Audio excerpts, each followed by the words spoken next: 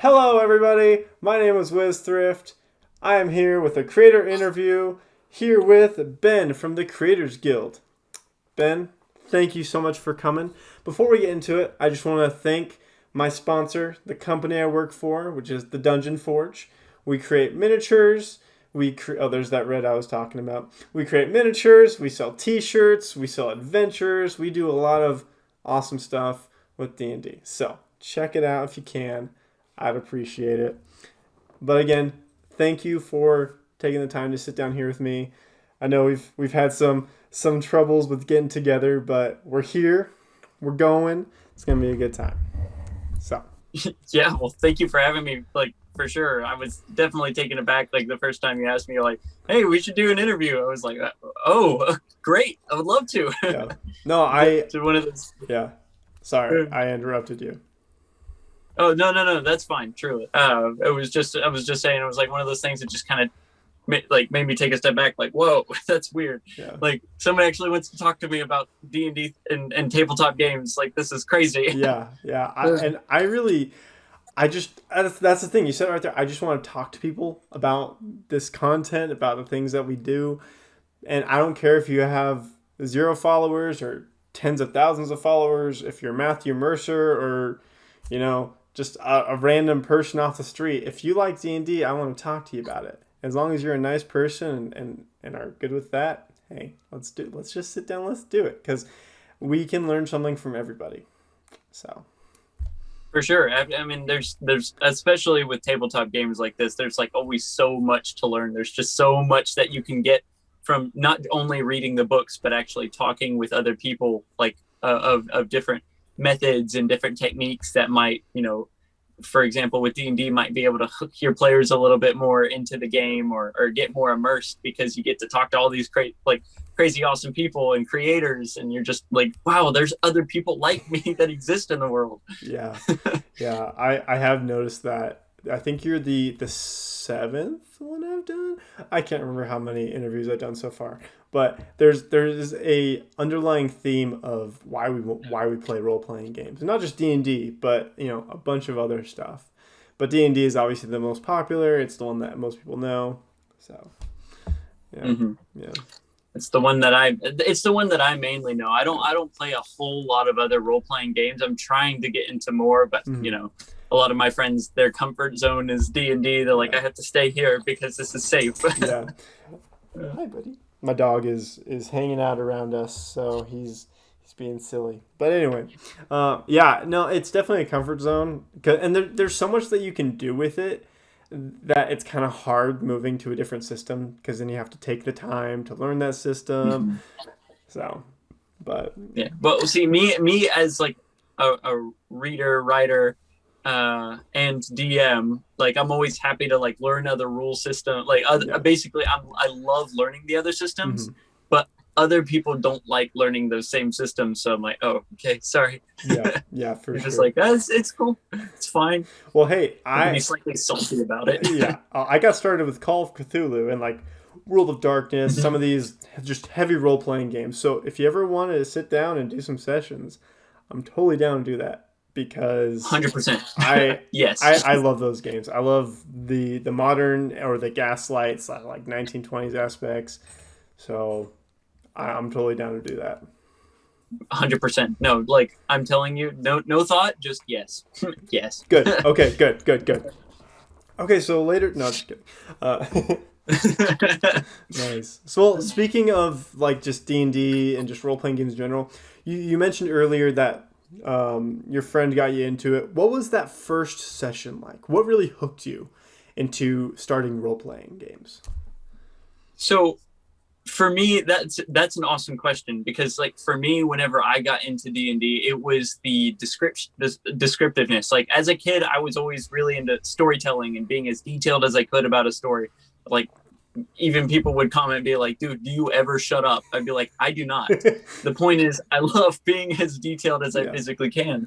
So whenever I was given the opportunity, I played a character named Baron Wayne Piers. He was a Paladin Goliath character, nice. Just a guy who was born and raised within city walls of like one of like a big grand main city. and then he just ventured out because he got sick of being a guard. He's like, I want more adventure with my life. But the hook for me really was the, I guess, detail like of when we got ambushed by a bunch of skeleton dog things. Speaking of dogs, well, we got ambushed by like these skeleton wolf things, and I turned around and you basically got the killing blow with my mace, and I literally played the xylophone with one of their like ribs and basically destroyed them with that as a killing blow. Okay. So after that moment, I was like, oh yeah, this is great. I love all of this. Yeah. Well, what's your favorite part of role-playing games? Is it the role play? Is it the combat, the exploration, like creating characters?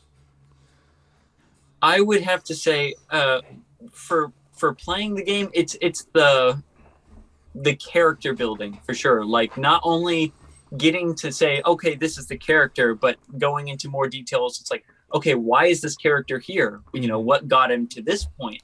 How did he go from A to B to C, etc.? Like I love because I find myself when I'm character building, it's like I ask a question and it leads to like branches out to 3 more questions, and I'm like, okay, well now I have to answer those. Yeah. So I would definitely have to say character building for that. That's awesome. Does that are you Dungeon Master? Absolutely, okay. Yes. Does that feed into making NPCs and other characters as well? Oh, absolutely. So it goes even into like world building as a whole. Like I create a world and I create, things that go on inside the world. Like I've been working on I've been writing a campaign where, it takes place in kind of like an old London style city. Where it's got that kind of magical hint to it, like really looks basic and plain, but you have to think, I was like, okay, well, how did the culture get here? And why are people like this? Why are some buildings inspired by this architecture, whereas these buildings are inspired by this? It's like you get to go into like, maybe, for example, there's very few Elvish inspired homes in the city.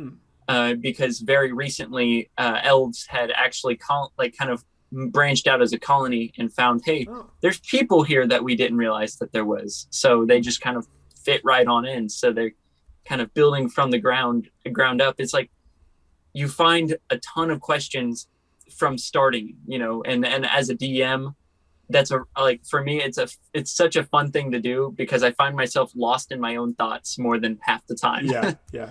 So you talk about those questions. How do you answer those questions? I find myself getting stuck on, what's the sewer system like? And how do I name this place? But how do you answer those questions that come up? So when I answer the questions, really, I just take a moment, I guess, to ponder everything. I definitely, there's a lot of pacing involved. Just thinking out loud, talking to yourself. Like I'm pretty sure my family thinks that I'm absolutely, bonkers insane. We kind of are as role players. 100%. Like, don't get me wrong. Just, but it's whenever I think of a question, I always approach it as like, don't come to myself with problems, come to myself with solutions. So it's like, okay, I want this to exist here. What can I plug in that's already pretty structured and formatted to fit my needs? Yeah. So then I do a ton of research until I find, this is like that pick that final piece. You're like, I've got it, put it down in your story. So it's like that. I just time and research. Okay. I mean, yeah, that's probably how you can figure out most things, especially with the internet these days. But that's a good answer because that's just super simple and nice. Awesome. And so how long have you been playing Dungeons and Dragons and in general? I'm thinking it has to be almost 2 years at this point. So it's like it's pretty fresh compared to some of my family. Like I just figured out that I have a cousin that's been like writing for D&D for like 8 years. And and I had no idea what it was for so long until I just like got into it a couple years ago. And now like both of us bounce ideas off of each other. Yeah. Dang. What does your cousin write for? What was there a certain company or? No, she actually writes. I don't know. She's like very cryptic about everything. I know she writes. All she ever tells me is I write this and then I sell it. To who? I don't know. It's, okay, maybe she's a drug dealer, but with D&D stories. But hey, buddy, you want to buy some dice? Hey, I need a big city, a large infrastructure, revolution. Yeah, I got you. You're right here, bud. Yeah. Whips out like 3 pamphlets for 3 different cities, full floor maps and everything. It's like, I got you, dude. I got you. That's awesome. That's really awesome. Dang. And when did you start becoming a dungeon master? Because a lot of people, they start playing and they never dungeon master at all, or it takes them years. Yeah. How did you start? I started branching out with one of my friends. Actually, I was telling a story or going into it started with, me talking about one of my characters that I was working on, the idea behind it, like going into that point A to B to C, the whole bouncing ping pong of questions for everything. But I was like doing it out loud to him, which was weird at the time. Yeah.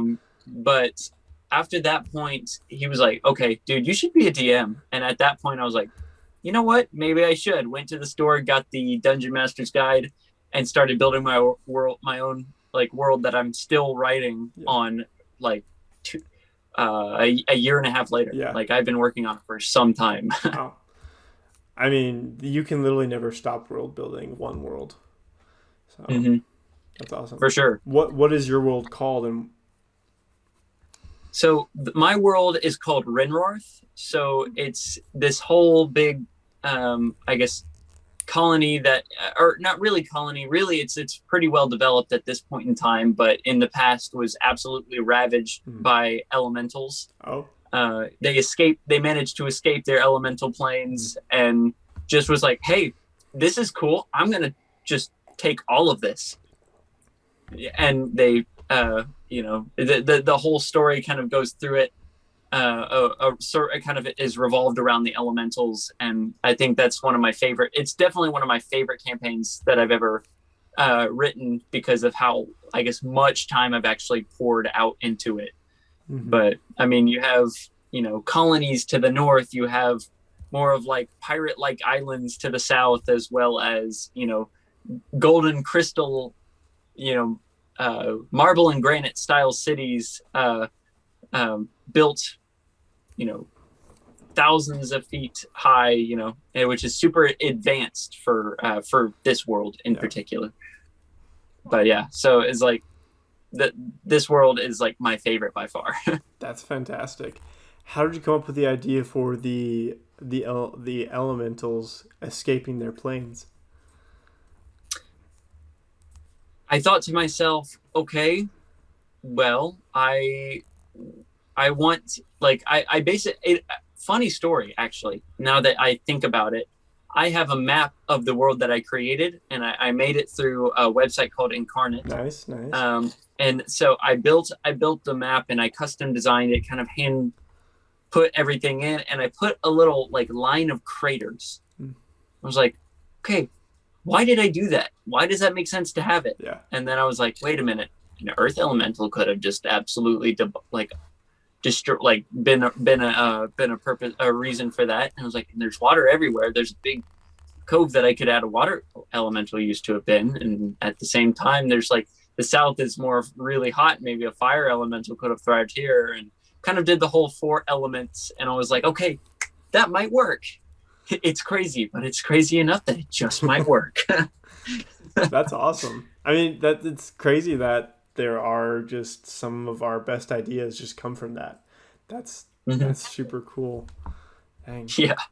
You should post your map of your world if you're willing to share it on your Instagram page. I think people love maps, and people love art. Maps. And if you already have it, it'd probably be pretty decently easy to share. So absolutely, yeah. And I would love to. Yeah, I think you definitely should. Something that I would love to. I mean, especially for any viewers watching here, they can, go check out that map that I spent like 6 hours building. Yeah. One of those things. It's like, look at it's like it's like, look at my map and love me. Do you have any physical copies, or is it just like online? I have a picture copy. I have printed out copies for the players that I currently have in the world. Okay. But only they have like physical copies from where they've been able to print it out from home, because obviously the pandemic has forced everybody like inside and, you know, being the worst. But, you know, so, I mean, I have like a few different copies along with one of my friends currently, because he has like my whole kit that I'm basically training somebody how to be a DM. Nice. And it's like, it's like one of those moments where I'm so proud of him. Like, I'm just looking, it's like, you're doing a great job, bud. You get him. Yeah. It's like I'm a dad now. Yep, this is it.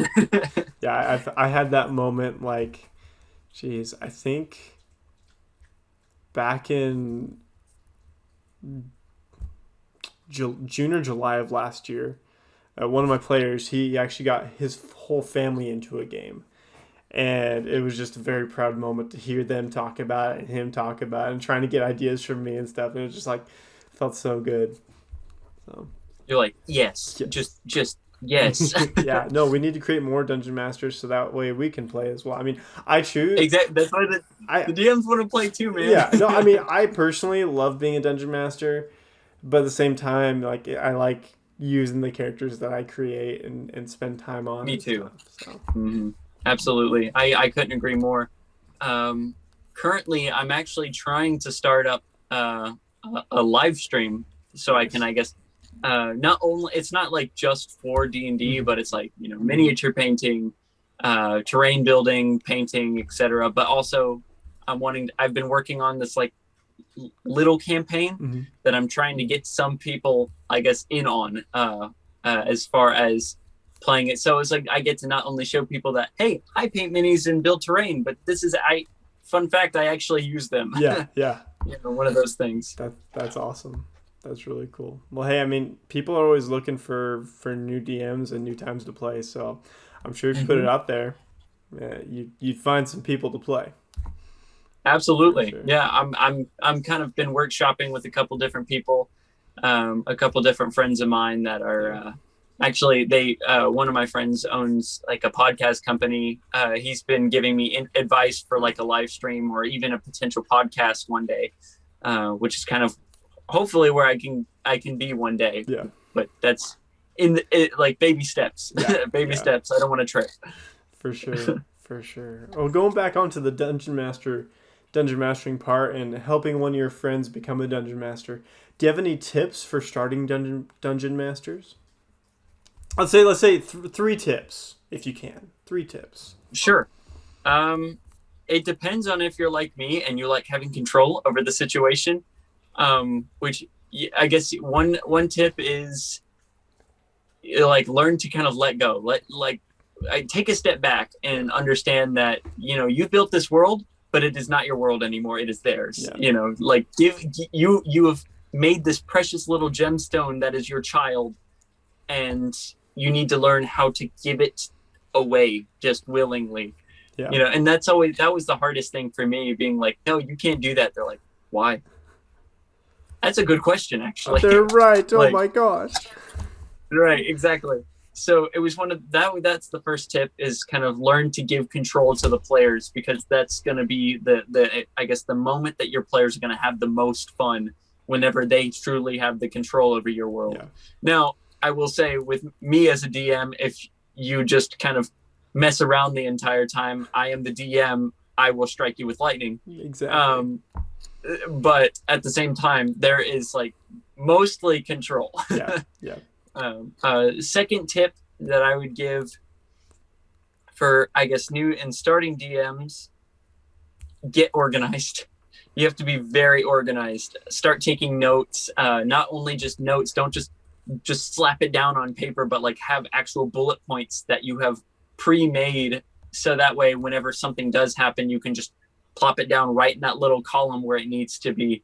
Yep. So organization is key to, I guess, for timelines, especially whenever you throw in a little detail that you want to come back later, you can just go right back to that little column that you have labeled and say, okay, we're going to pick that up and throw it back at For sure.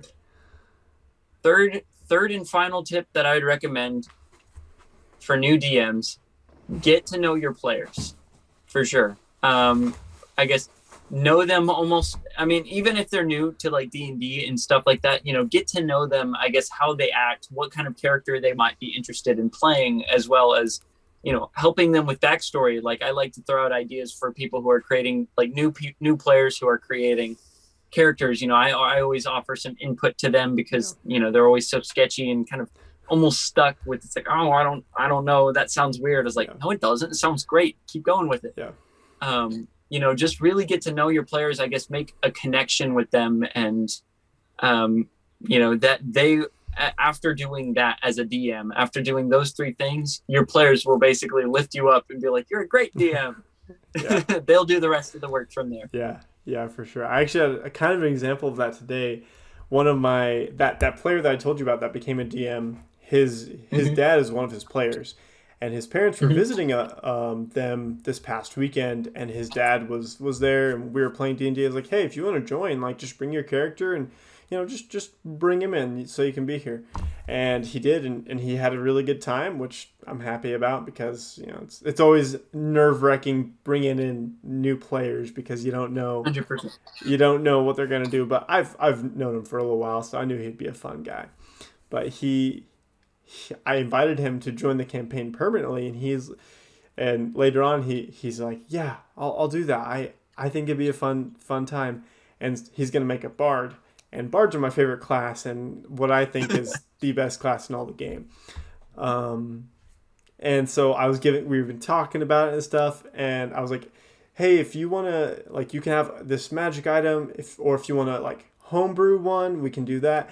And he sends me this email with, like, 5 paragraphs and, like, this whole backstory about how he got this weapon. And I'm like, yes. And at the end of the email, he's like, so I started creating it, and then I just created this whole race and this whole community. And I was like, I'll get to this later because there's too much to unpack right now. That's a lot. Yeah. So, yeah, absolutely. No. And the funniest thing about that is, like, I've had to recently learn, all that writing is great, but what I've been trying out lately is really just kind of going with the flow for some things, like creating a base of a character that has a really solid, firm foundation, but also like leaving a ton of space for like growth and story building. Like, it was like, if I decide that, hey, he has a peg leg, I don't say why he has a peg leg, and then one day during a role-playing moment, you make it seem like, oh, it was a dark and stormy night and a dragon ate me foot. You're kind of like going into that. You get to kind of do your own role playing. And then at that point, well, guess a dragon ate your foot. Yeah. You can throw in more role playing things. Like maybe that character has like a crippling fear of dragons now because the dragon gobbled up his foot and now he wants revenge. Or it could be like a lot of different things from that point, Yeah. That's a good point, and something that I've been trying to incorporate into characters that I play, and also just NPCs, is having a firm idea, like you said, a firm foundation, but leaving lots of room, because you really don't, especially like at level 1, 2, or 3 in the basic starting things, you never really know what the story is going to be as a player. It's good to wait a couple sessions. Because, usually in the beginning, even if you're good friends in the real world, players and their characters usually don't mesh really well for, a couple sessions, maybe even longer, because they're playing this insecure, untrusting person. So, yeah, I totally agree with that. It's something I've been trying to incorporate as well. Yeah. I've actually had recently a newer player. She kind of went into her character making a rogue character. She was like, "Ooh, I really like the idea of a dark elf rogue." I said, "Do it, go for it." But she kind of was like, "Okay, I don't really know what I'm doing with the story." I tried to help her, and she goes, "Nah, I don't like that." It's like, okay, but she kind of went with that and kind of was like this quiet, brooding rogue in the corner in the darkness kind of thing, and eventually like started opening up more about like her past and stuff like that. And I was like, "When did you write that?" And she was like, "Oh, like an hour ago." Great. Nice. It sounded great. Nice. Good job. Yeah, no, that's true. And that. Sorry, go oh, ahead. I think that's awesome. Mhm. Well, it's like that. This whole thing that we're talking about really can be applied to DMs. I think it's most importantly should be applied to DM. Build a world that is a firm foundation, yet leave plenty of room to grow through your players, Yeah, not just through you. I mean, of course, through you. Like if you want a mountain to be there, boom, mountain's there. yeah, Why is the mountain there? I don't know. A giant died on it, and it just kind of grew yeah, into a mountain. Okay, that I mean, it didn't make sense, but the point was you have, I guess, creative freedom. It doesn't have to be absolute, and you can maybe decide, okay, well, this would, if for example, the unrealistic thing, a giant died on a rock and it turned into a mountain. Um, Maybe you have a Goliath character that's like giant kin and hmm has more deep rooted ancestors through this giant in particular. So the mountain maybe calls to him. That's something that you could do as a DM, kind of be like, oh, wait a minute, that's just a regular mountain. Not anymore. Just kind of throw in your own little thing there yeah, for story's sake, almost. So I think that's a really important thing for DM to learn how to take that step back and say, okay, not everything has to be storybook absolute. It can grow a little bit. It can yeah, flourish into a young, beautiful butterfly. yeah. Well, you just came up with something just on the spot right there, which at first you were like, it's kind of dumb, and then you came up with this fantastic backstory for this Goliath, and that's amazing, and that's another thing I've noticed about a lot of people that I've interviewed is they're able to do that, and at least in game I find myself able to do those types of things. I work on improv a lot. I do prepare, Mm-hmm. like you said, foundations and certain things for like cities and NPCs and stuff, but a Mm-hmm. lot of those things that actually have shaped my world, they got that way just by accident because there's whole continents of my world that I haven't even really touched yet Yeah, because like there's so many yeah, spots. because I want that to be open. There's certain spots that my players know about, or they know a name of a city or about this certain thing, but they haven't been there because, well, for one, it's not ready yet, but also again because they're scared because I've sowed these seeds of like, oh, this is this long dead city that who knows what's over there, so you be careful. Now, one thing that I've been able to do, I've created, like, I wanted basically it was just a forest on the map for Rinnorth, but I decided last minute that I wanted them to fight actually this creature known as a Banderhob. Oh, nice. Um, I made a post about him. You can actually see the terrain that I built for him, Yeah. the ritual site for the Banderhob on my Instagram page. But I decided, I was like, okay, I want something kind of marshy and dead and just something where you would typically hear a lot of life. And maybe when they're walking through the forest, they hear just out of nowhere, just dead silence. Something where life isn't as alive as it should be. And Yeah. it just gets really eerie and creepy. And you're basically making this monster hunt them. But this whole idea didn't even exist until I said, okay, hey, there's a forest, now there's a marsh. Yeah. Just kind of slap that little part right into my world. hmm It's such a cool, I guess, cool feature as a DM. The creative freedom. It's not just being creative. It's not like creative anchor. It's creative freedom. Yeah. Getting to learn that is a fun spot to be in. Yeah. It really is. I definitely agree. Going off your miniatures, how did you get started with miniatures? That is a good question. I actually been wanting to get into it. I actually started terrain building first. Oh, In fact, I'm thinking about kind of doing a whole repost because on, I guess, my personal Instagram thing, I posted that I guess I built this little cheesy tavern out of cardboard and paper towels at the time, which was a heinous crime back then. how Um, dare you? I know, truly, how dare me? I know, it was a sin. The point is, I'm thinking about kind of doing like I guess a relapse of that where I built terrain first because I started building terrain and realized, hey, I really enjoyed that. Yeah. How can I further my skills as a terrain builder? Mm-hmm. And then I saw people mini painting. I said, okay, well, where do I start with there? I have a friend that's just a wizard. Like I I'm decent at painting minis. Mm-hmm. He's like a boss Yeah. at painting minis. He knows just about everything. He likes to say that he is a beginner mini painter, Mm-hmm. but he said that for the past 7 years. Um, Now he's the one who really, I guess, taught me all the basics Yeah. and I guess showed me the ways. He still does. Like he bounces ideas like, do you think this technique would work? And I do the same for him. Yeah.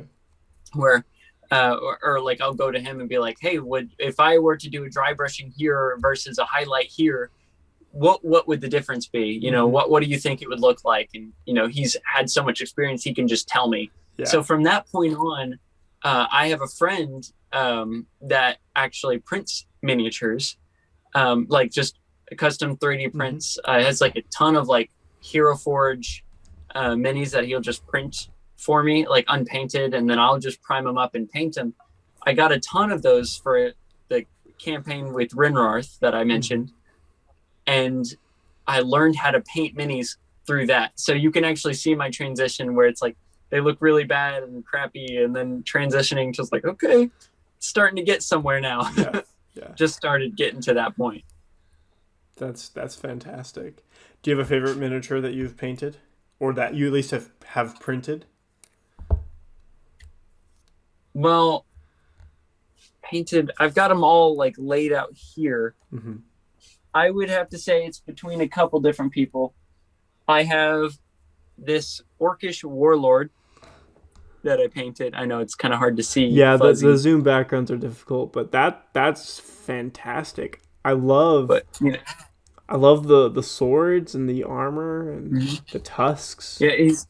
Yeah, the tusks in the front. I got a really nice highlight in his skin. You know, where it's as the light would hit it and shine on it, nice little highlights and details. It's between that or actually this. I have a orc here too, just a gnarly dude. Oh yeah, that I actually printed him myself, but you know he's just gross. Yeah, plumber's butt sticking out. You know, ready to eat somebody's face off. Yeah, you know, just a gnarly looking dude. Like he's got to be one of my favorites for sure. Wow. Dang. Yeah, they look fantastic. How long have you? I appreciate it. How long have you been painting miniatures? I would have to say about a year now. Like officially, kind of now that it's more springtime. It's definitely been more of a year. Okay. That I've been painting. Now I don't know if it's been quite a year, but it's been definitely closer to that. Mm-hmm. That's amazing. I mean, it takes patience. Oh, of course. I mean, it's an art. We're all, as dungeon masters, whether we're just writing or creating worlds, miniature painting, it's an art form, and all art takes patience. Mm-hmm. Absolutely, couldn't agree more. What keeps you going when you're, let's say you're having a bad day and you just can't get the color right, or it's just not working out? Well, if it doesn't work out, I guess I understand. I need to take a step back. Mm-hmm. If it doesn't work out, that means I'm doing something wrong, and I'll just kind of peruse YouTube and kind of check out, I guess, the different different techniques that they have to offer other people for that specific technique. And that's really, it's like a building blocks. You start out with this little block, stack on another, say, oh, there's this technique, practice that, stack on another. It's just till it gets to the point where you're like, okay, I know all of this now, Yeah. But that's really what keeps me going. Mm-hmm. Yeah. Just getting to learn, the opportunity to learn. I try not to let myself get too frustrated. Yeah. I always know when to kind of like, okay, I need a mental break. Yeah. Take a step back. Well, you seem like a pretty smart guy, and you seem like you really enjoy, and that like this is becoming one of your passions. What about role-playing games? Miniatures, terrain, all those just in one thing. What about it makes you happy? the creative freedom for sure. I've always been a creative person, so just the opportunity to kind of get to pour out my own thoughts in my brain and actually get to pour them out in something physical that I can say with pride, like, yeah, I did that kind of thing. That's always the thing that's just kind of makes me the most kind of, I guess, happy when it comes to all of it in general. Yeah, that's beautiful. The creative freedom. I'd say that's one reason why I do it as well. I've tried being a novel author before, and it's really difficult. I guess I'm still kind of doing it, but one reason why I do love Same here. yeah, one reason why I do love Dungeons and Dragons is because I can take so many of these ideas for other stories, magic systems, items, whatever, and I can put them all into one thing, and I actually do feel like it's going somewhere. So I definitely get that creative freedom part. So here's the thing. There's actually the DM for the Heart of Adventure podcast. Yeah. So the DM, he is a really cool guy. He's like, I had my own little like interview with him, just a personal like phone call conference style thing where he told me, I guess an important thing for DMs and to think about, because he's like, okay, so you can think about it as like a storybook, with the story you have, you get to say what happens exactly. Yeah. You say, okay, the dragon eats the king versus, D&D where it's like, okay, the king is threatened by the dragon, save the king or let him die. Yeah. Basically you have to, let the players have their freedom, their creative freedom, on top of yours. It can't just be, it has to be this way. And that's one of like the very first tip for the DMs that I mentioned was having to take that step back and like let everybody have their fun and take their own control kind of thing. And I think that has got to be one of the best tips that I've ever gotten as a DM growing. That's awesome. Yeah, that's definitely true about the group storytelling, and definitely more stories and more stupid or funny or serious moments come from when you just like you've mentioned many times, give it to the players and just see what happens, because sometimes and almost every time they will come up with something that you could not have even thought of. And that's just because it blows your mind. Yeah, exactly. Even if it's just one-on-one sessions, or if it's 2, 3, 4, 5, 6 players, them together is just the most chaotic and weirdest but most fun time ever. So I'm telling you, we had an enemy, and I thought my players were going to interrogate it, but and interrogate this enemy. But one of my players surprised me and just says, "Hey, I'm gonna throw a supernova down the guy's throat." Excuse? Okay. Yeah. Okay. I'm like, roll to hit? I mean, yeah. Even though you're point blank. Yeah. Oh, God. It's one of those, like, crazy, mind-blowing things, like, oh, my gosh, who am I actually playing this game with? Who are these people? Well, yeah. Sometimes you're like, man, I love my friends. And sometimes I'm really scared of these people. It's like, it's one of those things, it's like, I'm not mad. I'm not mad. I'm just disappointed. Or I'm not mad. I'm impressed. Like, oh my gosh. Oh, it's all so funny. Like just seeing it all, I guess, play out. You have this idea, and then just completely flush it down the toilet, doing whatever they want. You're like, oh, this is fine. Just kind of having to like laugh it off, like this is great. This is great. Yeah, no, I've had many of those experiences, and sometimes they do exactly what you think they're gonna do, and it works out, and your story beat happens, and it's great and it's fun. But sometimes they do supernova the monster right down the throat, and that's even better than you could have imagined. So that's why you're like a rain of gore. Oh yeah, and that's why you have to say yes a lot of times. Mm-hmm. And also the players have to realize there are consequences for their actions. If you're going to supernova this monster, maybe his tribe's going to come after you. Or for example, in this scenario, when he supernovaed the monster, it went into they were on a cliffside, so the shockwave made the cliffside crumble, and they had to scavenge whatever treasure and loot that they had with them, along with trying to save themselves and each other to get to safety. So it's one of those like random things, because I certainly wasn't expecting that. So like the rock crumbles. Yeah. I've been there. There was my friend, he's an electrician, and so sometimes when certain things happen, I ask him, hey, would this actually happen, or how do you think this would play out? Yeah. And then he gives me like a small idea, and then I just build off that because it's a fantasy world. But a couple weeks ago, they were fighting this huge demon, and this was like a 4-session fight. It went on way too long. Oh gosh! But they completed it. It was awesome. And one of the players, she has a decanter of endless water, and so she filled up like the whole room up to like everyone's ankles in water.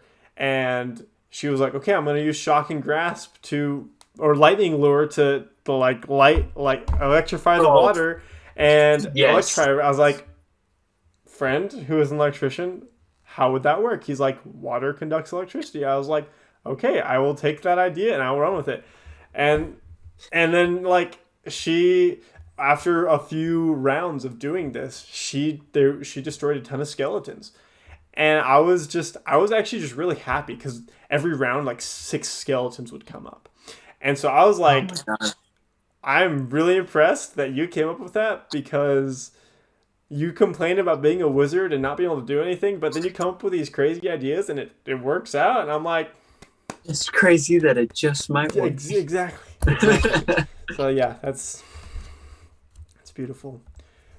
Yeah, that whole, I guess, idea, of, oh gosh, we were just kind of going into like, I guess, letting the players have the control and I guess seeing their creative freedom. It's more mind-blowing than, you're like, oh, I've created this beautiful thing that's going to be so shocking.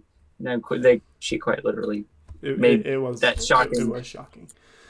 But seeing the idea that people can turn something so minor into something so huge is absolutely just something so beautiful for a DM to see, watching a player flourish and get their spotlight. It's something satisfying, to see a player get that kind of spotlight, and everybody to look like, oh, yo, like, oh gosh. And it's just it's so great. It's a proud moment when you've kind of shaped your players, because like this is her first campaign. This is her first time playing. We've been playing for almost a year, but it's still decently new to her in trying to figure everything out, because she's really good at the role play part, but the combat and some spell mechanics stuff are still hard for her. So being a wizard is difficult, but being able to kind of shape and teach your players slowly over time how to take these situations and turn it in their favor. Or, for example, giving them a decanter of endless water and seeing where they go with it. Like, that's just something so minor, so small that, it's one of those things. You have a small magic item. For example, I had something called, as a Goliath character, had something called a wind fan, this little dainty tool that just does one big gust, but has the chance to break if you overuse it. And I remember we were fighting the Oni, actually, and I kind of was looking, I was like, well, I'm just curious, just kind of went for a wave, and I ended up destroying it and getting like blown back. Wow. It's like, oh no, this is not good, not good. Yeah. That's awesome. So you obviously have a lot of experience with monsters, being a dungeon master, being a player, painting them. Do you have a favorite monster? The Thunderbird. Thunderbird, okay. Yeah, 100%. Because I experienced it one time, and as the same Goliath character, like, all these monsters kind of created my foundation for D&D. It's great. Yeah. But I remember fighting it and having to, I guess, step into the lawful good character that I was, and putting others before myself, where we went to the nest to collect electric feathers that we were going to sell to the Fletcher, that he was like paying a lot for. Yeah. So we made it up there, and I remember everybody was tied into the big log nests with a rope. But I remember seeing everybody not really tied to anything. So I was like, my character took the initiative, cut himself free, tied everybody else to it, and just kind of charged for, charged for one of the big feathers that he saw to see if he could grab it and get back to everybody in time. Yeah. It all turned out really good. No fighting was done in that scenario, but me having to step into that kind of heartfelt, wholesome moment, it's like if you see it, run. Keep the rope tied to something, so if you fall you won't die. Yeah. Kind of having to do this whole courageous battle speech before anything bad could happen. Yeah. Luckily nothing bad happened. Yeah. I mean that's a pretty rare phrasing. Luckily nothing bad happened. Luckily nothing bad happened. That's awesome. So rare. Why is the Thunderbird your favorite monster? Is it just because that experience, that heart-wrenching experience, or was there something else that kind of shaped that? Just the idea that this thing could it drops half of an orca and it ate the other half right in the nest, realizing how powerful the creature was, yet we survived it with flying colors. It wasn't happy because it saw us, and we ended up hiding out in a cave and flew past us. But it was one of those things that really made me, I guess, attached to the creature because it's one of my favorite stories to tell. Yeah. So that's awesome. That's awesome. And it's one of your favorite stories, and there was not even any combat. That's I'd say that's really cool. That's one of the main things. People don't really, they think D&D is just combat. In the original versions of D&D, it's hey, you're in a tower, 4 cave bears fight or attack you. How do you defend? Yeah. That was how it was now. Whereas D&D as a whole today, 5th edition, is such an awesome, I guess, branch of that, where it goes into, I guess, more D&D is not just combat. Yeah. Combat is great, and I love combat, but it's not all it has to be. Mm-hmm. You can throw in your own little random encounters, that even just to show you maybe you have a city and maybe that city's corrupt. You could throw in a little encounter where you see, I keep going Goliath because it's in my mind now, but for example, let's say a Goliath shopkeep was holding a thief by the shirt, saying, "Somebody call the guards." And as everybody's walking past, the party's walking past, the thief looks at them and just uses what's that spell? Gosh. Message? What's it called? Message. Yeah. Where he goes, "Hey guys, I got gold for you. You get me out of this sticky situation. You can have as many as you want." So depending on if, let's say they get the thief down, the thief runs, just books it. It's I ain't sharing nothing with you. Goodbye. And they have to chase him and take the gold and maybe get some magic items, maybe some loot from the thief that he stole. It's the players can go in so many different directions with it, and it's such a cool thing, to have those little encounters that show you it's not about the combat, it's about the experience. It's about the I guess the story building, because that moment shows you, hey, people are honestly pretty garbage in these parts. Yeah. People are just rude. So you see corruption and thievery and stuff like that. Those little details that you can add show, I guess, a whole new definition of a world to me. Yeah.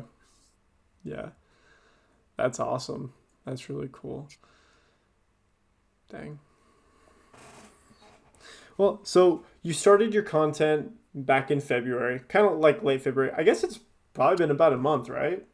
Yeah, absolutely. And so what are your plans for the future of your content? You've talked about miniatures, live streaming, playing, but what's kind of your goals for that?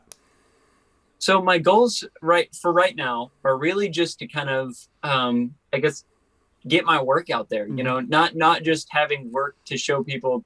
I feel like a lot of people look at social media as to get followers, but for me it was more of letting people see my growth, because the idea of the Creators Guild that I did, it was I realized very early on that there is so many different creators out there that all have so many different unique and terrific ideas for mini painting, terrain building, story building. It's for everything. Yeah.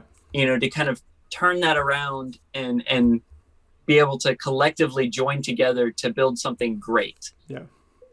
Being able to grow as a person, that's my goal for it, to being able to grow as a creator, not being the head of the Creators Guild, but being a member of the Creators Guild itself. Yeah. Being able to, show people my progress, saying it started here. Now look here a year later. Now I'm here, and seeing how much I can grow as a creator, as a content creator, as, as a writer, as a terrain builder. The list goes on. I get to do so many different things and learn so many different things, learns in so many different ways than I can even describe, so that's kind of my goal for the channel, is to grow, That's fantastic. That really is. Do you have a favorite part of your content or just role-playing games that you do? A favorite part? Probably the mini painting. Mini painting. Nice. For sure, the mini painting, because that's kind of my escape from everything. Like, I have this idea. It's like I have an unpainted miniature. I look at it saying, okay, what colors would make sense for? Like, where did it come from? What culture did it have? Would it have, red tattered cloaks, or would it have, more brown leathery worn cloaks? Maybe refined, nice golden accented cloaks. It's like there's different things where you get to kind of pour that creative character building into a miniature, and that's kind of like my own little escape. So that would definitely be my favorite. Nice. Do you have a one of your first miniatures that you ever painted that I can see right now? I do. In fact, give me just a moment. In fact, I have the very first one I ever painted right here with me. I believe this is the right one. Yep. This is a little dwarven soldier that I painted. He's got like kind of that blue accent, the blue accented cloth, along with that brown matted scraggly beard. This was the very first miniature that I have physically ever painted in my life, and I cling to him dearly. So going from that one that you just showed me of your first that you ever painted in your life, and to your most recent ones, do you see a lot of improvement there? Oh, absolutely. This has got to be one of my most recent, was the troll, which I showed on my channel. I have seen the troll. Exactly. So it's like just seeing, I guess, the idea, with him, he had some leather spots on the dwarf that, looked, I tried to make it look more like rough leather that's been worn, or even rough fabric and cloth. Whereas on the loincloth of that troll, you can really see the detail that it kind of pops out to make it seem like actual worn, kind of tattered cloth that really looks like it would tear apart. And of course you wouldn't want that, but the point is that I was able to get that look across. So I definitely see improvement, but I also understand that there's a lot more improvement that could be. That's what I'm mainly, that goes back to my account, where I'm excited to grow, excited to get to that point. That's fantastic. Well, Ben, coming into the end of this interview, I have one more question, and it's something I really like to ask a lot of different creators, and I found that they usually have a very profound answer for me for this very simple question. But what is your favorite color? Favorite color? Yeah. Man, I would have to say it's red or blue. Okay. I know that's pretty like back and forth, but it's always been like, you can even see most of my color schemes are either in reds or blues. I guess I would say red. Yeah. Red is kind of my color personally. Is there a reason why you love red? I guess I like the color because, going into history, people wore red, to I guess to show pride, like bright colors to show pride for wherever they were. I use that kind of aspect of history to kind of go into, is like, wow, red is such an inspiring color, because, it can go into the Romans, who the red, red was just their army's color. Yeah. That was the thing, and it instilled fear into other people. Going into more of pirate era, you had red sail, crimson sails would be pirate hunters, and you're about to freaking die. Yeah. If you're pirates beware kind of thing. Yeah. I guess that kind of color. I guess that's the main reason. The historical aspect of the color has got me drawn to it. Yeah. That's awesome. I love that answer. I think that's super cool and definitely different than other answers that I've heard about people's favorite colors and why. Yeah. Well, I try to. I'm a history buff myself, so it's like all of that is like I going into like how realistic you make it.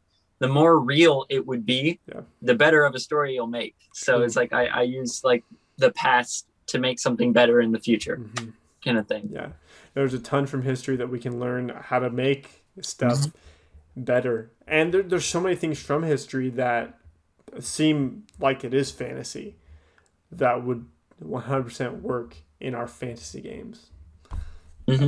That's awesome. Do you have any cool fantasy or not fantasy history facts you would like to share?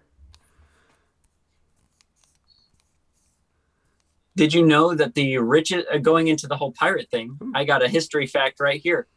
The richest pirate who ever lived never killed a single person. Wow. Yeah. Never killed a single person and died on his way back home due to a wave. One little rogue wave. That's embarrassing. Wow. But it's pretty intense. Dang. That's awesome. Well, do you have anything you want to... I can throw in about minutes. That's awesome. Do you have anything you want to plug or shout out before we head off? I would like to, I guess, shout out the guy who got me into this whole D&D role-playing thing at Tabletop Adventure, at Tabletop Murfreesboro.